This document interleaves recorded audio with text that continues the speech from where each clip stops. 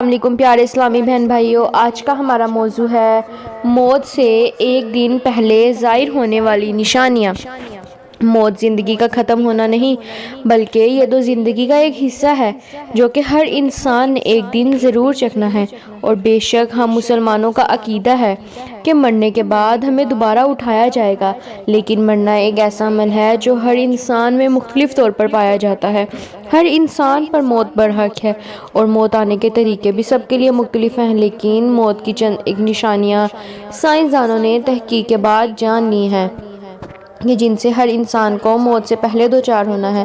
جب موت بندے کو آ گھیرتی ہے تو اس کا رابطہ اس دنیا فانی سے آہستہ آہستہ ختم ہونا شروع ہو جاتا ہے، جس سے قریب بیٹھے ہوئے کو اس میں موت کی نشانیاں نظر آنے لگتی ہیں۔ آئیے ان نشانیوں کا ذکر کرتے ہیں کہ جو سائنسی طور پر موت سے پہلے ظاہر ہونے لگتی ہے۔ سب سے پہلی نشانی تو یہ ہے کہ مرنے والے کی بھوک اور پیاس ختم ہو جاتی ہے، کیونکہ جسم کو توانائی کی ضرورت نہیں رہتی، اس لیے خوراک طلب بھی ختم ہو جاتی ہے۔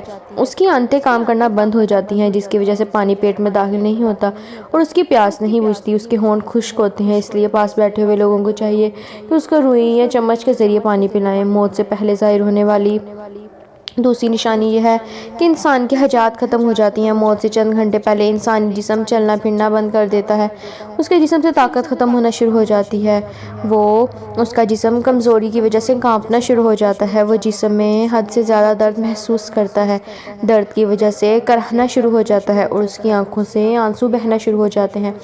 سائنسدانوں نے جو تیسری نشانی بتائی ہے وہ یہ ہے کہ مرنے والے شخص کی نیند میں اضافہ ہوتا چلا جاتا ہے، جس کی وجہ سے وہ زیادہ تر نیند ہی محسوس کرتا رہتا ہے، اس میں میٹابولزم کی کمزوری ہو جاتی ہے اور اس پر بے ہوشی طاری ہو جاتی ہے۔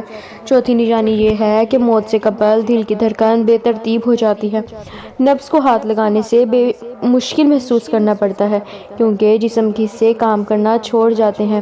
پانچویں نشانی یہ ہے کہ مرنے والے کے جسم کا درجہ حرارت اور بلڈ پریشر کم ہونا شروع ہو جاتا ہے۔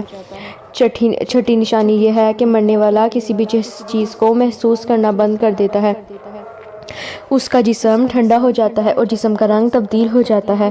موت کی ساتویں نشانی یہ ہے کہ عام روٹین کے مطابق اس کے سانس لینے میں تبدیلی آ جاتی ہے، وہ تیز تیز سانس لینے لگتا ہے، جس سے یہ ظاہر ہوتا ہے کہ اس کے مرنے کا وقت نزدیک آ گیا ہے۔